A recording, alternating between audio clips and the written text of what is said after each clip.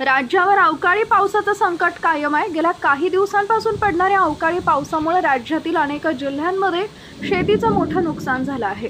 त्यामुळे शेतकरी हवालदिल झालाय। हातातोंडाशी आलेलं पीक निसर्गानं हिरावून घेतल्यामुळे शेतकऱ्याच्या डोळ्यात पाणी आलंय। आज आणि उद्याही राज्याच्या या 7 जिल्ह्यांमध्ये वादळी वाऱ्यासह अवकाळी पाऊस पडणार आहे। मराठवाडा आणि मध्य महाराष्ट्रात वादळी वाऱ्यासह पावसाची शक्यता आहे।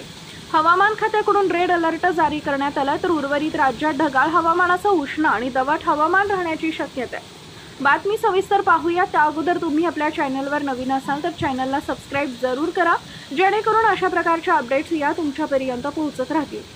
शनिवारी राज्यातील अनेक जिल्ह्यांमध्ये पारा 42 अंश पार गेला होता। अकोला, चंद्रपूर, यवतमाळ, मालेगाव आणि धुळे इथं 42 अंश सेल्सिअस पेक्षा अधिक तापमानाची नोंद झाली, तर परभणी, अमरावती आणि नागपूर इथं 41 अंशापेक्षा अधिक तापमानाची नोंद झाली आहे। तसेच जळगाव, जेऊर, निफाड, सोलापूर, गडचिरोली, वर्धा आणि वाशिम जिल्ह्यामध्ये 40 अंशापेक्षा अधिक तापमानाची नोंद करण्यात आली होती।